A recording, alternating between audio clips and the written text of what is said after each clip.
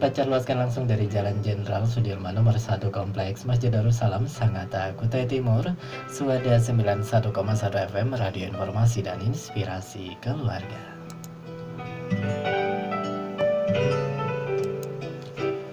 Alhamdulillah sahabat sada, hari ini edisi Jumat 9 Syaban 1441 Hijriah ada bertepatan dengan tanggal 3 April 2020. Sahabat siar Anda Bang Darda kembali dapat menyapa sahabat di rumahnya. Ya sahabat sada, bagaimana nih kabar selama masa stay at home, bekerja dari rumah? Semoga diberikan Allah kemudahan ya dalam hal apapun, dalam bekerja, dalam mencari makan dan lain sebagainya. Semoga Allah memberikan kemudahan dan tentunya keberkahan akan kita dapatkan dari Allah Subhanahu wa taala. Amin ya rabbal alamin. Ya, sahabat swada di rumah tentunya dengan kondisi wabah corona saat ini banyak hal yang hilang ya, banyak hal yang hilang dari diri kita, entah itu sosial ya, hubungan kemasyarakatan ataupun pendapatan, penghasilan. Semua bidang pekerjaan saat ini merasakan hal yang luar biasa terkait dengan pendapatan mereka. Semuanya serba menurun, bahkan tidak ada lagi pendapatan, bisa dikatakan begitu. Namun sahabat swada, tentunya kita sebagai hamba Allah Subhanahu wa taala tidak boleh mengeluh, tidak boleh dongkol dengan keadaan ini. Kita serahkan semuanya kepada Allah Subhanahu wa taala atas segala sesuatu yang kita terima saat ini. Dan kalau kita ingin mengeluh, ingatlah bahwa ternyata masih banyak orang-orang yang berada di bawah kita, orang-orang yang masih lebih parah keadaannya dari kita. Nah, sehingga kayaknya nggak layak ya kalau kita mengeluh sedemikian rupa atas hal ini. Nah, hari ini Bang Dada akan berbagi dengan sahabat swada tentang tulisan dari Arif Prasetyo Aji tentang agar nilai tarbawi Jumatan tetap tegak. Nah, sahabat swada, seperti kita tahu sekarang berdasarkan fatwa MUI dan ulama-ulama di Indonesia bahkan di dunia, kita dianjurkan untuk beribadah di rumah masing-masing, termasuk dengan sholat Jumatan. Nah, kalau Bang Darda di sini di Sangatta, sahabat swada, Bang Darda sudah 2 kali Jumatan tidak di masjid ya, diganti dengan sholat zuhur di rumah. Nah, tentunya sebelum Bang Darda lanjut, jangan lupa sahabat swada, ketika sahabat terpaksa untuk keluar ya, terpaksa nih untuk keluar, jangan lupa pakai masker, pakai masker dimanapun Anda berada. Dan juga kalau ada hand sanitizer juga memakai hand sanitizer ya. Kalau Bang Darda termasuk di radio juga memakai masker ya kalau tidak siaran berada nih. Atau juga lengkapi diri kita dengan asupan bergizi seperti madu misalnya ya dan lain sebagainya. Kita ikhtiar ya sahabat swada, apapun kita lakukan dengan niat karena Allah Subhanahu wa taala. Insya Allah Allah berkah dan ridho dengan apa yang kita lakukan. Ya sahabat swada, kalau Bang Darda di Sangatta sudah 2 kali tidak Jumatan ya, ada mungkin teman di tempat lain itu sudah 3 kali tidak Jumatan. Nah, termasuk dengan Mas Arif Prasetyo Aji ini. Hari ini memasuki Jumat yang ketiga ditutupnya masjid-masjid di seluruh Arab Saudi. Nah, beliau ini orang Indonesia yang sekarang stay di Arab Saudi ya, di Madinah. Termasuk Madinah katanya. Seperti pekan lalu, pekan ini kami tidak bisa ke masjid untuk sholat Jumat lagi.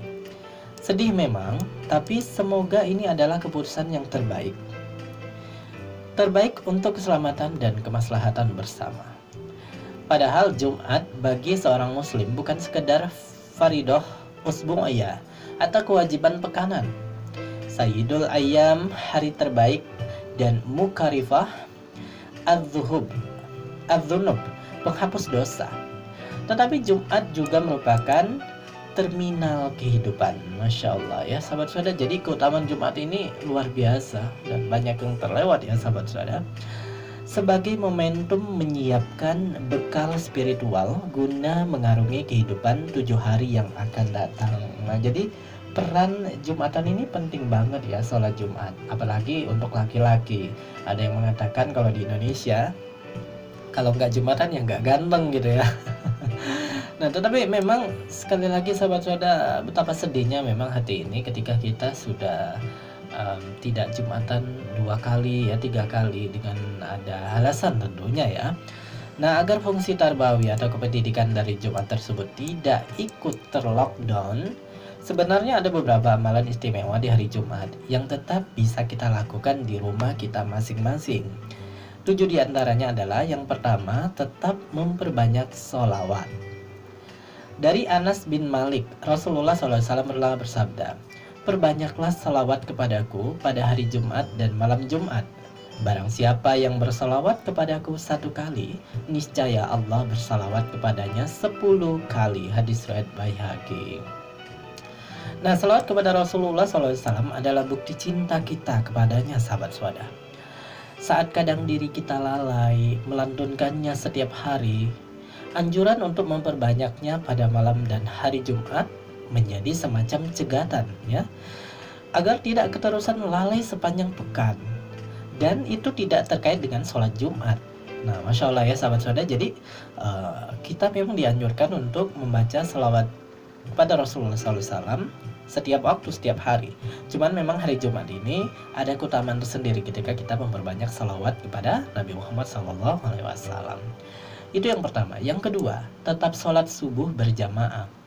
Dari Abdullah bin Umar, Rasulullah SAW bersabda, "Seutama-utamanya sholat di sisi Allah adalah sholat subuh pada hari Jumat secara berjamaah." Hadis riwayat Baihaqi. Keutamaan sholat subuh di hari Jumat ini bertambah lagi dengan membaca surat As-Sajdah dan Al-Insan, sebagaimana hadis yang diriwayatkan oleh Abu Hurairah dalam hal ini. Hadis riwayat Bukhari nomor 851. Ibnu Hajar dalam Fathul Bari menjelaskan, hikmahnya di dalam 2 surat ini terdapat petunjuk kejadian yang ada di dalamnya berupa penciptaan Adam dan kejadian hari kiamat. Karena hal itu akan terjadi pada hari Jumat, sahabat. Dalam kondisi sekarang ini, semoga salat subuh yang kita laksanakan berjamaah di rumah bersama keluarganya tetap tercatat sebagai amalan paling utama dan paling dicintai Allah Ta'ala. Amin ya rabbal alamin. Serta menjadi pengingat diri akan dahsyatnya huru hara kiamat nanti. Nah, ini sahabat saudara ya, kadang sedih memang. Kita tahu sendiri keutamaan sholat subuh berjamaah di masjid itu luar biasa. Bahkan ketika kita bisa sholat subuh sebelumnya ya, sholat sunnah sebelum subuh, maka itu lebih baik daripada dunia dan isi-isinya ya.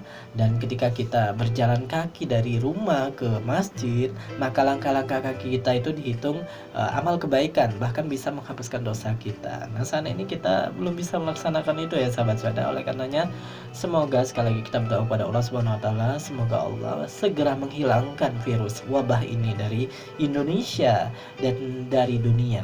Amin ya rabbal alamin. Amalan ketiga sahabat saudara, tetap melakukan mandi besar. Diriwayatkan dari sahabat Abu Sa'id Al-Khudri, Rasulullah SAW bersabda, "Mandi Jumat itu wajib atas setiap orang yang telah baligh." Hadis riwayat Bukhari dan Muslim. Nah, dari hadis tersebut, sebagian ulama menyimpulkan bahwa mandi besar di hari Jumat hukumnya wajib. Ini mengandung hikmah kesehatan yang dahsyat, di mana menjadi sekat pengingat agar seorang muslim rutin melakukan bersih-bersih diri minimal sepekan sekali. Itu selain mandi junub karena mimpi basah atau hubungan suami istri. Nah, jadi sahabat saudara yang sudah menikah meskipun tidak junub, jadi untuk di hari Jumat kita masih disarankan untuk mandi besar Jumat ya sahabat saudara. Apalagi jika didukung dengan memotong kuku, membersihkan bulu kemaluan, membersihkan bulu ketiak, dan memotong kumis. Sebagaimana termaktub dalam hadis khamsun minal fitrah, 5 kesucian. Maka dengan tetap melakukannya, kita tidak kehilangan tarbiyah sihiyah dari Jumatan. Allahu Akbar. Keempat, tetap membaca surat Al-Kahfi. Dari Abu Sa'id Al-Khudri, Rasulullah SAW bersabda, "Barang siapa yang membaca surat Al-Kahfi pada hari Jumat, dia akan disinari cahaya di antara 2 Jumat." Hadis riwayat An-Nasa'i. Keutamaan itu sahabat saudara tidak terikat khusus dengan pelaksanaan sholat Jumat. Maka jangan sampai ditinggalkan. Justru dengan tidak keluar rumah, kita punya lebih banyak waktu untuk sekedar membacanya, tapi juga mentadaburi makna dan tafsirnya. Masya Allah ya.